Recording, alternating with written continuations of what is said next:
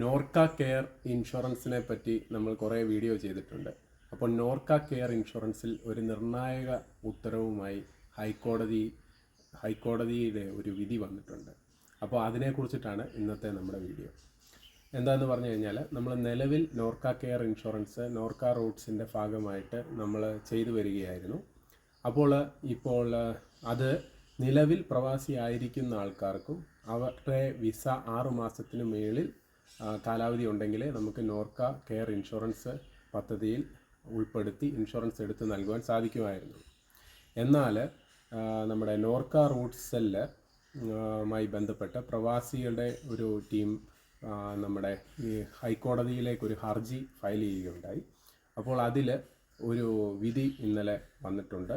അതായത് നാട്ടിലുള്ള പ്രവാസികൾ ആയ ആളുകളെയും ഈ പദ്ധതിയിൽ ഉൾപ്പെടുത്തണം എന്ന് പറഞ്ഞിട്ടാണ് ഒരു വിധി വന്നിരിക്കുന്നത്. അത് നിങ്ങൾക്ക് ഈ വീഡിയോയുടെ മുകളിൽ ആ പത്രവാർത്ത കാണാം. അപ്പോൾ വരും ദിവസങ്ങളിൽ അതും വരാൻ ചാൻസ് ഉണ്ട്. അപ്പം നിലവിൽ നമ്മൾ ചേർക്കുന്ന ആളുകൾക്ക് ഈ പദ്ധതിയുടെ ഗുണങ്ങൾ കിട്ടിത്തുടങ്ങുന്നത് നവംബർ 1 മുതലാണ്. അപ്പോൾ ഈ നവംബർ 1 മുതൽ ഇത് പ്രാബല്യത്തിൽ വരും. ഇപ്പോൾ ഈ കാർഡ് നമ്മുടെ പ്രവാസി നോർക്ക ID കാർഡ് എടുത്തതിന് ശേഷം നമുക്ക് ഈ നോർക്ക ഇൻഷുറൻസ് പദ്ധതിയിൽ ചേരാവുന്നതാണ്. ഇനി വളരെ കുറച്ച് ദിവസങ്ങളേ ഉള്ളൂ. ഇടയ്ക്ക് സൈറ്റ് ഇഷ്യൂസും കാര്യങ്ങളും ഒക്കെ ഉണ്ടായിരുന്നു. അപ്പോൾ ഈ പദ്ധതിയുടെ പ്രയോജനങ്ങളും മറ്റും എല്ലാം നമ്മൾ കഴിഞ്ഞ വീഡിയോയിൽ കൃത്യമായിട്ട് പറഞ്ഞിട്ടുണ്ട്. അപ്പോൾ നമ്മുടെ കഴിഞ്ഞ വീഡിയോയുടെ ലിങ്ക് ഞാൻ ഇതിൻ്റെ ഡിസ്ക്രിപ്ഷനിൽ കൊടുത്തേക്കാം. കാണാത്ത ആളുകളുണ്ടെങ്കിൽ അത് കാണുക. അതോടൊപ്പം തന്നെ ഈ പ്രവാസി ID കാർഡ് നിങ്ങളുടെ കയ്യിൽ നിലവിലുണ്ടെങ്കിൽ അതിൻ്റെ റിന്യൂവ് ചെയ്തിട്ടുണ്ട് എന്ന് ഉറപ്പുവരുത്തുക. റിന്യൂവ് ചെയ്യാത്ത ആളുകൾ ഇനി വളരെ സമയം കുറവാണ്. എത്രയും പെട്ടെന്ന് തന്നെ അത് റിന്യൂവ് ചെയ്തതിന് ശേഷം നിങ്ങൾക്ക് ഈ പദ്ധതി ആവശ്യമുണ്ടെന്നുണ്ടെങ്കിൽ നിങ്ങളുടെ തൊട്ടടുത്തുള്ള കോമൺ സർവീസ് സെൻറ്ററിലോ മറ്റ് അക്ഷയ കേന്ദ്രങ്ങളിലോ അല്ലെങ്കിൽ സ്വന്തമായിട്ടോ നിങ്ങൾക്ക് ചെയ്ത് നോക്കാവുന്നതാണ്. ഈ നോർക്ക ID കാർഡ് എടുക്കുവാനായി ഞാൻ ഒന്നുകൂടെ ഓർമ്മിപ്പിക്കുന്നു നിങ്ങളെ.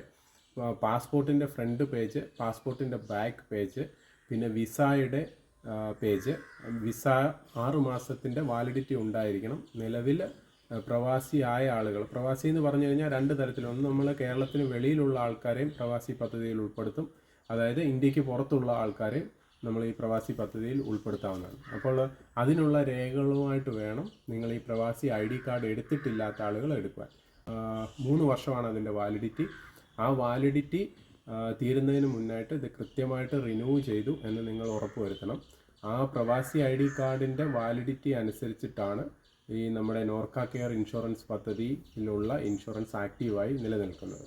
ആ ഒരു കാര്യം പ്രത്യേകം നിങ്ങൾ ശ്രദ്ധിച്ച് ഈ കാര്യങ്ങൾ നിങ്ങൾ ചെയ്തിട്ടുണ്ട് എന്ന് ഉറപ്പുവരുത്തിയതിന് ശേഷം മാത്രം ഇൻഷുറൻസിലേക്ക് കടക്കുക.